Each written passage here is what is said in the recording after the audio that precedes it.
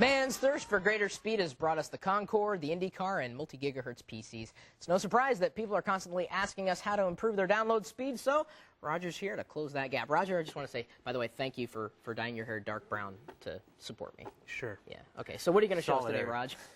So one of the first things, if you already have a connection, is basically get the most out of it. Tune it up, like your car. So even if you have a dial-up connection, there's a way to optimize it. There's a way to optimize it. And since there's so many different settings and so many ways to go about it, I'm pointing people to John Navis's site, because he actually took most of it and put it on his site. For if you have a dial-up or you had broadband like cable modem or DSL, he'll tell you how the best way to get the most out of that particular device. Okay. Any particular setting we're looking for? Or? Mainly MTU, maximum transmission units. These are basically settings to do with packets.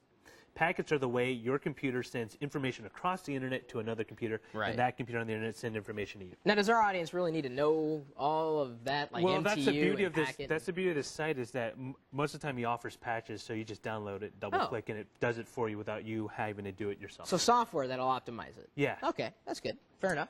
So next is download accelerators. Okay. Now, most people usually, for example, you recommend Download Express. Yeah, I like this I like Star Downloader. And basically what they do, it's kind of like a supermarket. Instead of having one, let me download this one app. Download. Instead of going through one lane in the supermarket aisle, you're going through all 6 at one time. Which will make it faster. So instead of Exactly. like, you know, a huge shopping cart, you have 6 shopping carts with the same amount of items total. It's just they get through a lot quicker. Exactly. So right now you'll see like all these streams getting downloaded at once. So instead of waiting just one insy-bincy stream to come down, you got multiple itsy-bitsy streams coming out. And we should probably say that the sites that offer these downloads don't like when you do this sometimes, because they'll throttle it back to just one connection because it takes their bandwidth. That's actually a very good caveat. A lot of sites actually now are stopping. If they see that, some sites they actually just block you. They won't let you download anything at all. And the application says, you know, I can't access it. Yep. Which leads me to my third tip, and that's using mirrors. Now, mirrors are sites that carry the same program that you want to download as the main site, except that it's not on that server. Yep.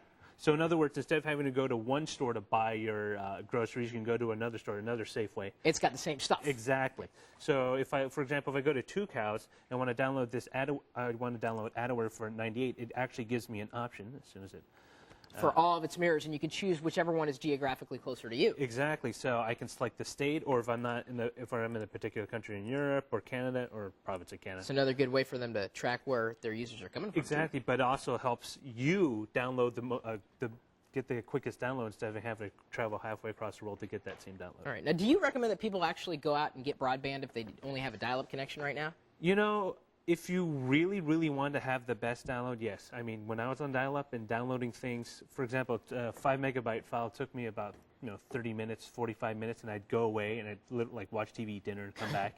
Now I can do it in about 4 or 5 minutes, and I can run the application right after without having that big lag time. See, what I always say is you've got to find a way to make it worth the money. So if it costs you $40 a month, make some long-distance calls over the internet or do something on the internet. If your time is that valuable that you need every minute of it, stuck with your computer, then I would suggest getting DSL or cable modem, because you're basically compressing time. You're taking all that time. You'd only be sitting around for stuff to download, pages to upload. In fact, if you go to DSL reports, they actually give you kind of a chart of where those ugh and slow.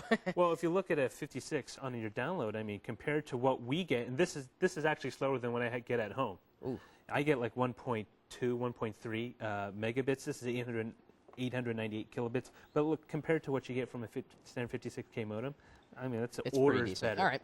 All right, let's summarize, Raj. All right, so number 1, tune up your connection. Even if you got a dial-up, there's ways to tweak it so you get the most out of your current connection. Use Download Accelerator, and this can be used for most sites. That will basically allow you to download multiple streams of the same program at one time.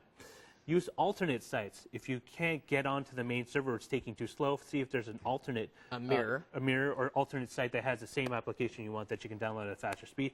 And finally, if you really, really, really want to get the best overall download speed, go with a broadband connection. Perfect. I know we've got tons of files and links and software and stuff on our website, so if you missed anything here, just visit us online, techtv.com/call for help. Thanks, Raj.